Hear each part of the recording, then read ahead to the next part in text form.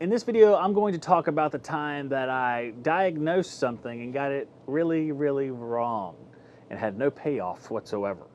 If you run a home service business like painting, contracting, lawn care, or cleaning, your to-do list is endless.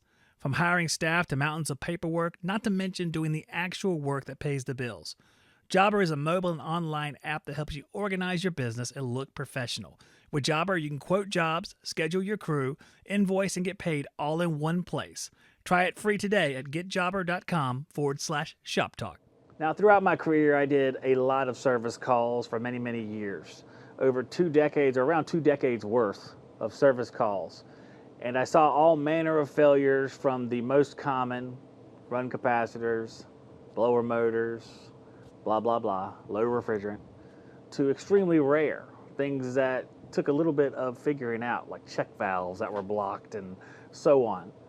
But I came across this one call and it threw me for a loop, and it didn't seem like it was going to be as bad as it was. It was a train unit from about 20 years back, had the black top, so it was high efficiency for the times, and the call was no cooling.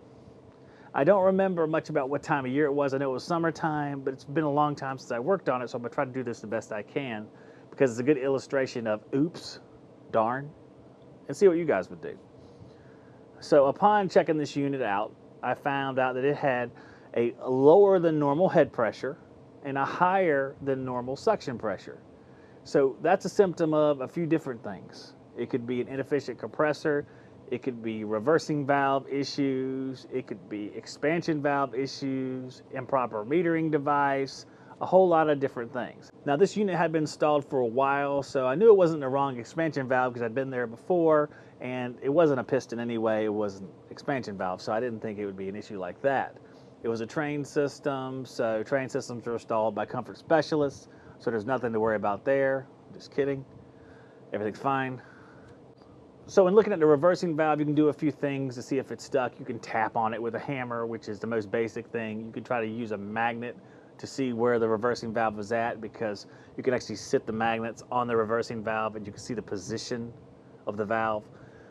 The reversing valve looked fine. You know, I whacked it, checked it, it looked fine.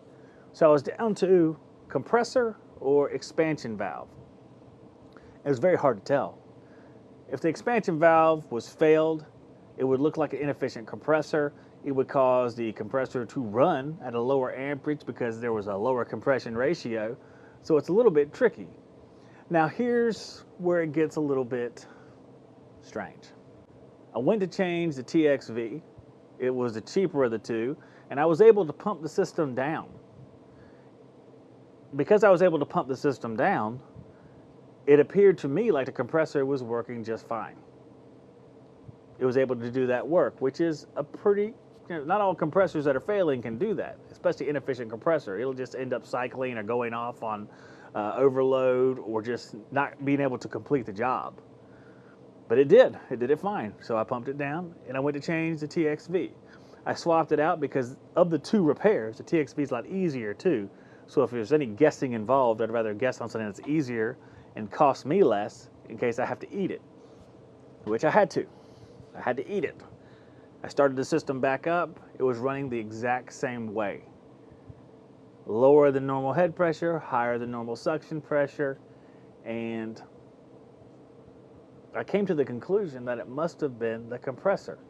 Oddly enough, when I put it in heat, it seemed to function better, which would have indicated to me that, hey, it was a TXV and cooling. But alas, I changed the TXV. It wasn't a TXV and cooling. So here's what it is. The guy moved away, so I never got to finish that call. I didn't get to charge for it, but he ended up moving away. Never got to figure out what was wrong with it. I want to know, what would you guys change in your approach to diagnosing that problem?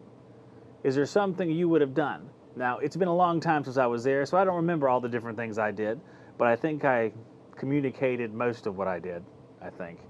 It's been a while. But what would you do differently? How would you rule out one component or the other? How would you go about the repair? It was one of those things with me that it was just, oops, I got it wrong. And I hate that I never got to completely fix it, but it is what it is. It's part of life. So let me know what you think, guys. It's just a service call that's very frustrating and hair pulling. Hope you enjoyed it. Hope you get to say, oh, well, it happens to everybody. It does. God bless all of you. I'll see you on the next video. Save 8% off your order at TruTechTools.com by using the Shop Talk discount code.